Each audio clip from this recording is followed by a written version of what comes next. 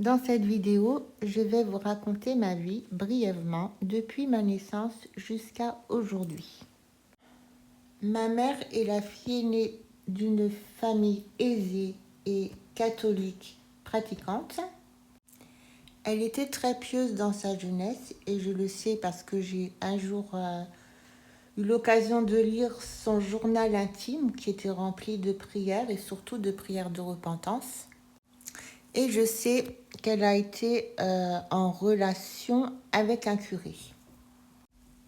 Ne pouvant pas épouser le curé, elle s'est inscrite dans une agence matrimoniale, ce qui lui a permis de rencontrer mon père. Mon père était le fils cadet d'une famille pauvre, dont le père était mort quand il avait 4 ans.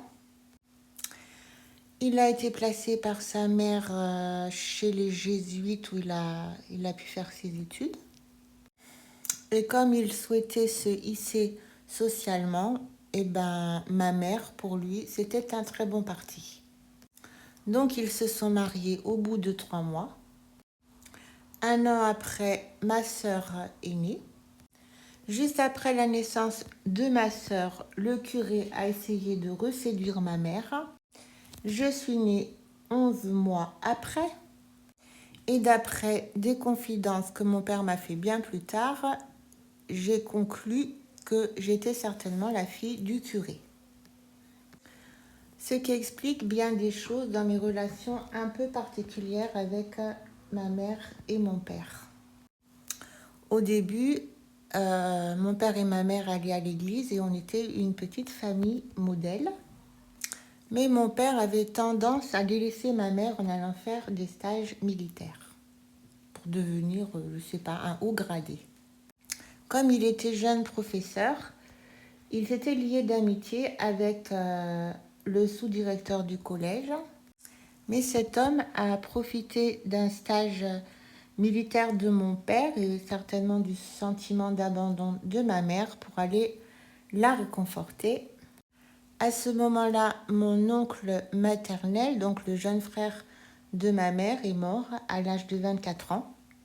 Ce qui fait que mon père est rentré précipitamment de son stage militaire et qu'il a découvert le pot aux roses. Nous, les enfants, nous ne savions rien, à part que nos parents ne s'entendaient plus et qu'ils ont bien failli divorcer. Puis finalement, mon père s'est consolé en passant le CAPES et en se construisant une belle et grande maison. Il a aussi changé de collège et malheureusement, là, il s'est vengé de ma mère en ayant une aventure avec une prof de ce nouveau collège. C'était pendant mes propres années collège et moi et mes sœurs, bien entendu, nous ne savions rien. Mais cette femme a demandé à mon père de faire un choix entre elle et nous. Et mon père a décidé de protéger sa famille. Donc, nouveau rebondissement, il est monté en grade et est devenu principal au collège de Groß-Bliedersdorf. C'est à cette époque que j'ai passé mes années lycée, dont je parle dans la vidéo Les copains d'abord. Ma sœur aînée essayait elle aussi de se rabibocher avec ses propres copains. Mais ma sœur cadette a beaucoup plus souffert et elle a accumulé beaucoup d'amertume pendant cette période. Après mon bac, j'ai rencontré à Strasbourg des chrétiens évangéliques et je me suis convertie. Beaucoup de garçons tournaient autour de moi et je ressentais le besoin de me marier. J'avais envie de me caser quelque part. Cependant, je n'ai pas trouvé chaussures à mon pied.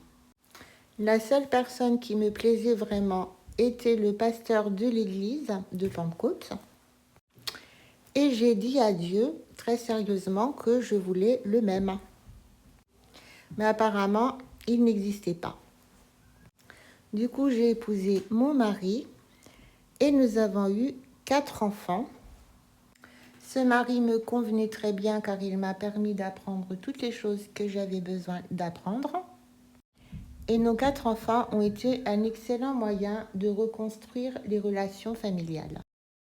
Ma sœur aînée a été une excellente tante et ma sœur cadette qui vivait à Metz s'est installée elle aussi à Strasbourg et on peut dire qu'on a été relativement unis.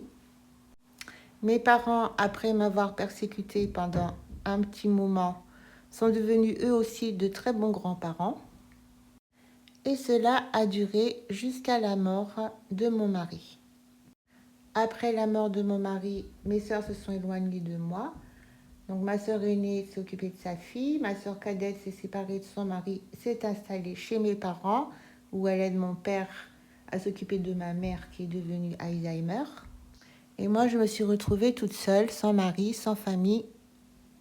Heureusement, j'avais encore des enfants. Ces enfants m'ont aidé à m'installer dans un nouvel appartement. Aujourd'hui, c'est assez dur pour moi de supporter cette solitude. Heureusement que j'ai Yvon Gendron pour remplir un peu mon vide, car je ne peux pas m'endormir sans écouter donc les chants de sa chaîne YouTube. Je suis aussi abonnée à beaucoup d'autres chaînes et j'écoute beaucoup de vidéos. Mais malheur à moi si mon ordinateur tombe en panne. Pour le moment, je n'ai pas de communauté à laquelle me raccrocher, car pendant toute la période où je m'occupais des enfants, je n'avais pas le temps de me faire des amis. Et comme je n'ai jamais travaillé, je n'ai pas non plus de collègues. J'essaye de m'investir dans des associations, mais apparemment la porte s'est un peu refermée sans que je comprenne pourquoi. Mais je m'appuie sur la promesse de Dieu qui me dit dans Jérémie 29, 11, « Car je connais les projets que j'ai formés sur vous, dit l'Éternel, projets de paix et non de malheur, afin de vous donner un avenir et de l'espérance. »